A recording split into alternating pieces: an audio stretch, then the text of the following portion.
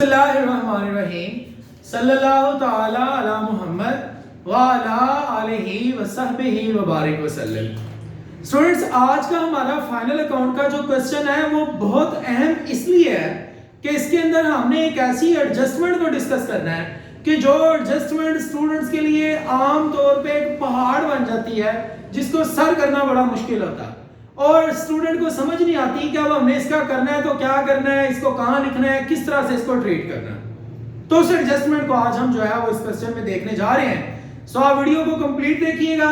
इंशाल्लाह ताला आपका फाइनल अकाउंट का एक और क्वेश्चन जो है कुछ नई चीजों के साथ जो है वो आपके सामने हम करने जा रहे हैं। आप अच्छी अंडरस्टैंडिंग के लिए जरूरी है कि डे 1 से तमाम फाइनल अकाउंट के लेक्चर्स इंट्रोडक्शन से लेके अब तक के वो तमाम पहले देखें, इसके बाद आप इसको देखेंगे तो आपकी इंशाल्लाह अच्छी जो है वो अंडरस्टैंडिंग होगी फाइनल अकाउंट से रिलेटेड।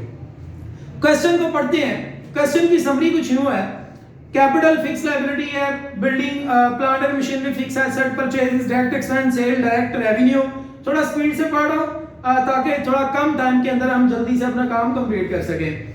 परचेज डन, परचेज में से माइनस सेल रिटर्न, सेल में से minus opening stock, direct expense, discount लो, indirect expense, discount receive, indirect revenue, sundry director current asset, sundry creditor current liability, sale salaries जो है वो indirect expense, wages direct expense, carriage inward direct expense, carriage outward indirect expense, provision for bad debt. जी, जब भी आपके trial balance के अंदर provision for bad date आए या रिजर्व फॉर डाउटफुल डेट आए तो वो ओल्ड प्रोविजन होगी। ये लफ्ज ओल्ड प्रोविजन आपने याद रखना है। और अगर इसी के बाद उसने नीचे अगर दिया हो, फर्ज करें बैड डेट दिया हो जो कि उसने इस सवाल में नहीं दिया, लेकिन अगर बैड डेट हो तो फिर उसे हम कहेंगे ये ओल्ड बैड डेट है। क्या मतलब ये मेरे भाई कि जब भी ट्रायल बैलेंस के अंदर जो चीज लिखी होगी, प्रोविजन हो या वो बैड डेट हो, वो ओल्ड बैड डेट होंगे या ओल्ड प्रोविजन होगी। ये ओल्ड आपने नाम याद रखना है। इससे आगे मूव करते हैं। ये जो प्रोविजन फॉर डाउटफुल डेट है, ये मेरे भाई प्रोविजन फॉर बैड डेट जो है ये हमारे एडजस्टमेंट में जाएगी। इसकी क्या ट्रीटमेंट होगी ड्यूरिंग क्वेश्चन देखेंगे। Advertisement indirect expense, cash in and cash and bank current asset है और बैंक चार्जेस इनडायरेक्ट एक्सपेंस है। तीन एडजस्टमेंट दी है। पहली एडजस्टमेंट वही क्लोजिंग स्टॉक की है जो हम पिछले 2-4 सालों से मुसलसल करते चले आ रहे हैं। एक तो डायरेक्ट रेवेन्यू वाली 60 पर लिखा जाएगा और दूसरा करंट एसेट वाली। डेप्रिसिएशन हमने कल भी पढ़ी थी कि डेप्रिसिएशन एक तो इनडायरेक्ट एक्सपेंस होता है और दूसरा एसेट की वैल्यू में कमी का बायस बनता है। और आज बैड डेट की प्रोविजन है 1500। इसको हम किस तरह से देखेंगे वो बेटा आज का हमारा क्वेश्चन है। सो फॉर्मेट जो है वो आप लोगों ने जब भी क्वेश्चन करना है मुकम्मल होना है। हम ये जो क्वेश्चन करने जा रहे हैं ये एमआरएफ सोहेल की बुक का चैप्टर नंबर 11 उसका क्वेश्चन नंबर 6 जो है हम करने जा रहे हैं जी। तो क्वेश्चन नंबर 6 एमआरएफ और सोहेल की बुक से फॉर्मेट आप हमेशा मुकम्मल बना के तो क्वेश्चन जो है वो शुरू किया करें। और फॉर्मेट के अंदर इसके क्या आता है, ऊपर सबसे अदारे का नाम, दूसरे नंबर पे trading profit and loss account, तीसरे नंबर पे वो डेट। तो जनाब हमने यहाँ पर इसको स्टार्ट करना है अपने ट्रेडिंग अकाउंट से। और ट्रेडिंग अकाउंट के लिए हमें क्या चाहिए, डायरेक्ट एक्सपेंस और डायरेक्ट रेवेन्यू। डायरेक्ट एक्सपेंस वो तमाम एक्सपेंस हैं जो चीजें बनाने और खरीदने पर आते हैं। सबसे पहले जो डायरेक्ट एक्सपेंस लिखा जाता है वो हमारे पास है ओपनिंग स्टॉक। अगर है तो सबसे पहले, नहीं है तो नहीं लिखना। तो हमारे पास ओपनिंग स्टॉक है जी सर। जी, ओपनिंग स्टॉक जी मेरे भाई 90,000। दूसरे नंबर पे परचेजेस, और अगर रिटर्न है तो वो इसमें से माइनस करनी है। रिटर्न भी है जी। परचेज कितनी है 1,80,000। 1,80,000। इसमें से हम लेस करेंगे purchase return. Purchase return 2,250 minus कर दिया परचेज रिटर्न को तो क्या जवाब आ गया 1,77,750। ये हमारे पास परचेज को माइनस करके जवाब आ गया। इसके बाद बाकी तमाम डायरेक्ट एक्सपेंस जी। वेजेस जी 30,000। Carriage inward 2,250। Carriage inward 2000 two 50 और अगर यही डायरेक्ट एक्सपेंस है तो हम दूसरी तरफ मूव करेंगे डायरेक्ट रेवेन्यूज की तरफ। पहला डायरेक्ट रेवेन्यू हमारे पास है सेल्स 5,31,000। इसमें से हमने माइनस कर देना है सेल रिटर्न को 3,000 लेस सेल्स रिटर्न जी 3,000 जी आंसर आ गया 5,28,000 जनाब। और दूसरे नंबर पे हम हमेशा यहाँ क्या चीज लिखते हैं क्लोजिंग स्टॉक और क्लोजिंग स्टॉक को यहाँ कब लिखना है जब वो एडजस्टमेंट के अंदर हो जी जनाब 1,05,000 और हमारे पास कोई डायरेक्ट एक्सपेंस नहीं है। अगर नहीं है तो हम जो है वो टोटल करेंगे और बड़ी साइड को दोनों तरफ लिखेंगे। हमारे पास जो बड़ी साइड है वो क्रेडिट वाली ही है। आंसर 6,33,000 इसमें से माइनस करेंगे तमाम डायरेक्ट एक्सपेंसेस को तो हमारे पास जो जवाब आएगा उसको हम कहेंगे ये हमारा ग्रॉस प्रॉफिट कैरी डाउन है जी।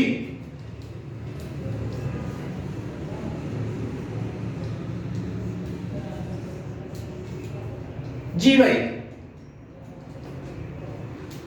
हमने ग्रॉस प्रॉफिट कैरी डाउन जो होगा उसको वापस जो है वो क्रेडिट साइड पर भी लेके आना होता है ग्रॉस प्रॉफिट बीडी के नाम से ब्रॉट डाउन के नाम से। अगर कोई चीज मिसिंग है तो आप जरा उसको दोबारा देख सकते हैं।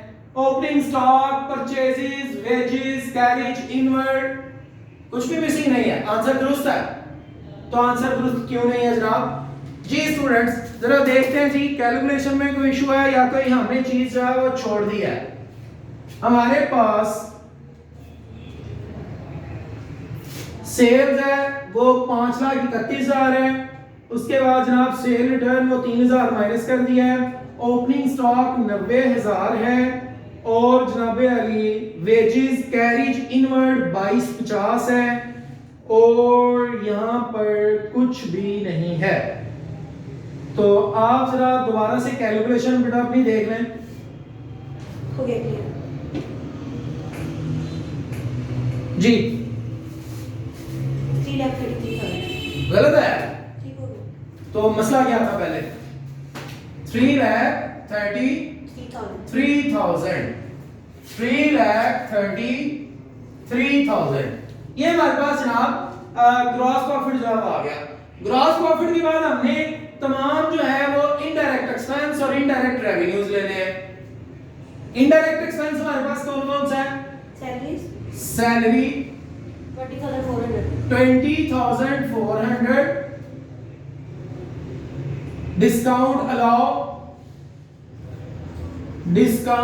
Allow 1,050 discount receive indirect revenue है उसको रेवेन्यू वाली साइड पर लिख लेते हैं 2,400 और कैरेज आउटवर्ड 3,600 ये हमारा इनडायरेक्ट एक्सपेंस है चीजें बेचने का खर्चा 3,600 rent rate and taxes 30,000 advertisement 6,000 spelling मुकम्मल लिखना है बेटा आपने जहां पर भी हम लिख रहे हैं।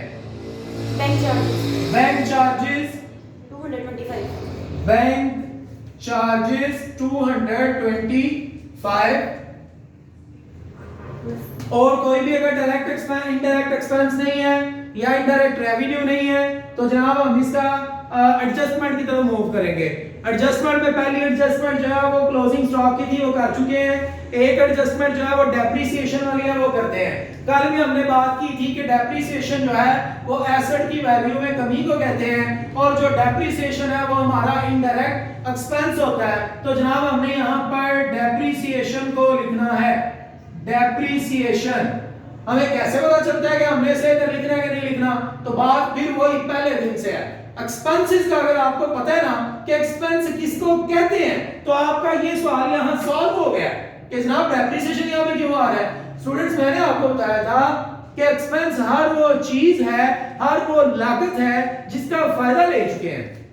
आपकी मशीनरी है वो कितने पैसों की थी इस सवाल में मशीनरी? 2,40,000 की। जनाब 2,40,000 की आपकी मशीन थी और इसको हमने इस्तेमाल किया, इस्तेमाल करने से इसकी वैल्यू में कमी हुई। वो जो कमी हुई, ये कमी इसलिए हुई है कि इसका फायदा ले लिया, तो जितना फायदा ले लिया कितना 6% हमने फायदा ले लिया, तो इसका मतलब ये हमारा एक्सपेंस है। तो क्या जवाब आया? 14,400। ये जनाब हमारा हो गया।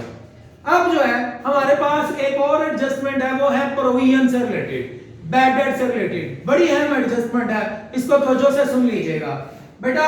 हमारे पास जब भी सवाल के अंदर प्रोविजन फॉर बैड डेट या बैड डेट आ जाए और वो आए एडजस्टमेंट के अंदर भी और ट्रायल बैलेंस के अंदर भी, तो फिर हम उसको सॉल्व करने के लिए एक फार्मूला यूज करेंगे। मैं फिर से रिपीट कर रहा हूं, हमारे सवाल में जब भी provision for bad debt, provision for doubtful debt, reserve on debtors, इस तरह से कुछ भी आ जाए और शर्त ये है कि वो ट्रायल बैलेंस के अंदर भी हो और एडजस्टमेंट के अंदर भी हो। जब आपने देखा कि प्रोविजन से रिलेटेड, बैड डेट से रिलेटेड डाटा जो है वो ट्रायल बैलेंस भी है और साथ में एडजस्टमेंट में भी है, तो आपने एक फार्मूला लिखा करना है हमेशा।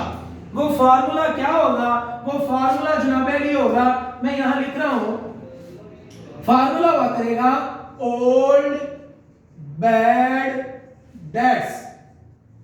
अगर आपको नजर आ रहा है ओल्ड बैड डेट्स, इसके अंदर हमने हमेशा जो है वो ऐड करना है न्यू बैड डेट्स, और ये जो जवाब होगा इसके अंदर एक और चीज प्लस करनी है, न्यू प्रोविजन। हमने जनाब तीन चीजों को प्लस करना है, old bad debt, new bad debt, new provision, और इसमें से माइनस करनी है एक चीज, वो है ओल्ड प्रोविजन जी।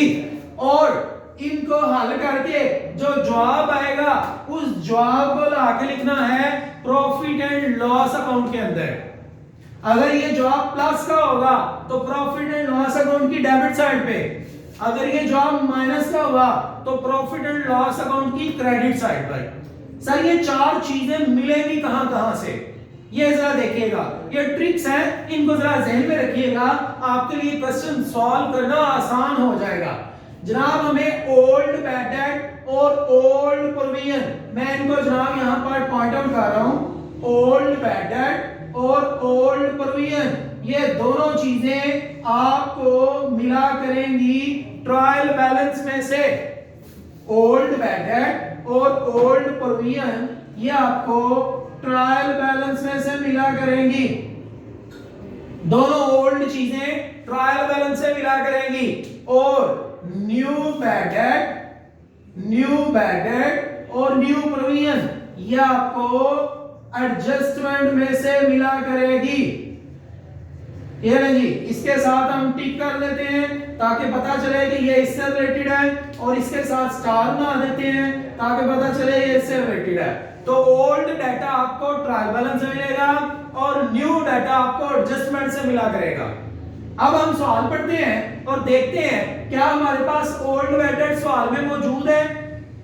उसे उधर ट्रायल बैलेंस के अंदर ओल्ड बैड डेट नहीं है, बल्कि उसने लिखा है provision for bad date. Old bad debt नहीं है, ओल्ड प्रोविजन है, तो ओल्ड प्रोविजन जितनी है हम उसको लिख लेंगे। ओल्ड प्रोविजन हमारे पास कितनी है जी?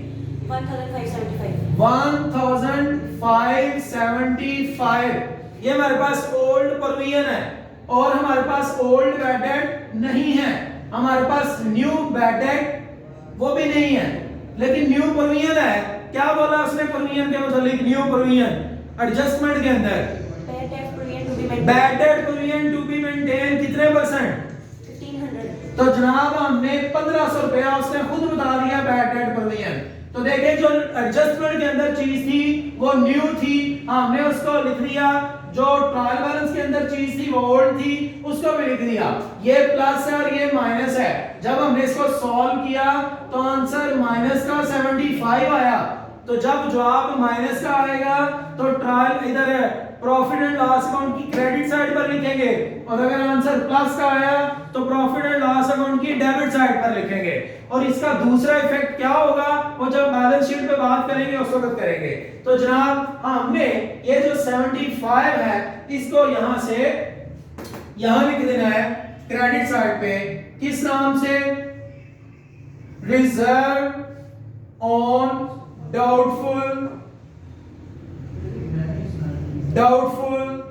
डेट्स, या आप इसको प्रोविजन फॉर डाउटफुल डेट्स इस नाम से भी लिख सकते हैं। तो हमारा वो कितना है जनाब? 75।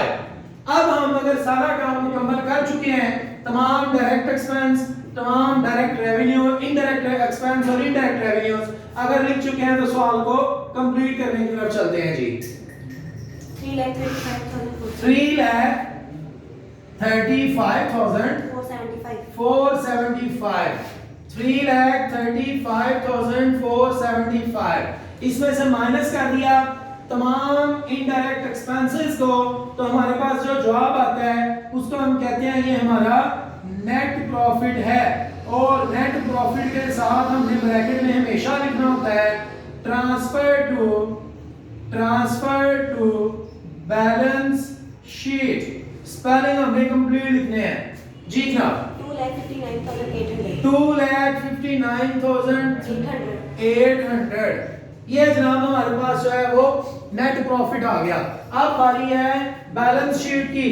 तो जनाब बैलेंस शीट जो है वो भी देखते हैं किस तरह से बनेगी। दो साइड है हमारे पास बैलेंस शीट के लिए, एक एसेट साइड है और एक लायबिलिटी साइड है। ऊपर उसी तरह इसका फॉर्मेट आपने बनाना है कि आप जो है ऊपर नाम लिखेंगे, दूसरे नंबर पे जनाब आप उस बैलेंस शीट लिखेंगे, तीसरे नंबर पे आपने जब की बैलेंस शीट बना रहे होंगे वो जो है वो लिखना है। तो जनाब अली अब हमने करंट एसेट से अपनी बात को बढ़ाना है आगे। करंट एसेट्स, हमारे पास करंट एसेट कौन कौन से हैं जी? कैश इन हैंड और कैश एट बैंक। अमाउंट 2700 18,000। इसके अलावा सन्ड्री डेटर्स, डेटर वो लोग जिनसे हमने पैसे लेने हैं। कितने लोग हैं वो? 1,35,000 इनर कॉलम में लिखा है। क्यों? क्योंकि इसकी एडजस्टमेंट है और एडजस्टमेंट में मैंने आपको यहाँ कुछ चीजें बतानी थी। बेटा जो इस फार्मूले का जवाब है वो जवाब तो जाया करेगा प्रॉफिट एंड लॉस अकाउंट में, लेकिन जो न्यू चीजें हुआ करेंगी वो हमेशा जो है वो माइनस भी हुआ करेंगी। कहां से? सन्ड्री डेटर में से। न्यू चीजों को हमेशा सन्ड्री डेटर में से माइनस किया करना है। लेस, हमारे पास सिर्फ एक ही न्यू चीज है उसी को लेस कर देंगे, लेस न्यू प्रोविजन, और वो है 1500। तो जनाब हमारे पास आंसर क्या आ गया? 33,500। अब उसके बाद जो है वो बाकी तमाम करंट एसेट अगर कोई हो तो है बिल्कुल हमारे पास। कौन सा? Closing stock. तो क्लोजिंग स्टॉक हमने लिख लिया। और इसके बाद तमाम फिक्स एसेट्स जी भाई। फिक्स एसेट में हमारे पास है प्लांट एंड मशीनरी जी। प्लांट एंड मशीनरी हमारे पास कितने की है? 2,40,000। और इसके ऊपर एडजस्टमेंट तो नहीं है? है। तो 2,40,000। इसमें से हमने लेस करना है डेप्रिसिएशन को। डेप्रिसिएशन एसेट की वैल्यू में कमी को कहते हैं। और कितनी कमी हुई? 14,400 माइनस करके क्या जवाब आ गया? 2,25,600। ये जनाब हमारे पास डेप्रिसिएशन के बाद आंसर आया। और कोई fix asset, land and building, furniture कुछ भी नहीं है। अब जनाब मूव करेंगे करंट लायबिलिटीज की तरफ। करंट लायबिलिटी हमारे पास है क्रेडिटर, लोन अगर कोई है वो। क्रेडिटर कितने हैं? 75,000। क्रेडिटर हैं 75,000, लोन वगैरह, बिल पेएबल, बिल रिसीवेबल, वो एसेट थे, अगर हैं तो देख लें, वो नहीं है तब हम जो है वो मूव करेंगे फिक्स लायबिलिटीज की तरफ। फिक्स लायबिलिटीज जनाब अली, फिक्स लायबिलिटी में हमारे पास हमेशा कैपिटल होता है, मालिक ने जो पैसा दिया है लंबे अरसे बाद वापस होना है बिजनेस की तरफ से। 1,50,000 1,50,000 इसमें ऐड हमेशा करते हैं नेट प्रॉफिट, क्योंकि नेट प्रॉफिट के साथ हमने लिखा होता है ट्रांसफर टू बैलेंस शीट 259800, 259800। अगर ड्राइंग हो तो माइनस करते हैं 4,09,800 4,09,800 जी। और हमारे पास कोई चीज अगर नहीं है तो जनाब हम इसका करेंगे टोटल। और ये हमारा जो है वो आज का क्वेश्चन है। हमने बैलेंस शीट में आज जो है वो एक नई चीज सीखी, उसमें क्या था कि किस तरह से जनाब हम जो है वो एडजस्टमेंट को ट्रीट किया करेंगे। कौन सी एडजस्टमेंट को? जो प्रोविजन फॉर बैड डेट से रिलेटेड होगी, उसमें दो चीजें ओल्ड हुआ करेंगी, दो न्यू हुआ करेंगी। जो न्यू चीजें हैं उनको बैलेंस शीट में भी जाके माइनस किया करेंगे डेटर में से, और जो ओल्ड चीजें हैं उनको लाके इधर लिखेंगे। इस फार्मूले का जो आंसर निकलेगा उसको हमने यहाँ लिखा करना है। ये इसकी ट्रीटमेंट है। आने वाले क्वेश्चन में दोबारा से ये चीजें रिपीट होंगी, क्योंकि उसमें तकरीबन चारों चीजें वो हमें देगा। और ये जो न्यू मेथड है और न्यू प्रोविजन जिस सवाल में इकट्ठे आ जाएंगे, उसको हम किस तरह से कैलकुलेट करेंगे, वहां पर भी एक पॉइंट जो है वो बड़ा अहम मौजूद है। तो उसको सीखने के लिए तब तक आफ्ताब बुखारी ऑफिशियल के साथ जो है वो रहें। हम इंशाअल्लाह ताला इस पूरे चैप्टर को अच्छे से वाइंड अप करेंगे। Thank you so much.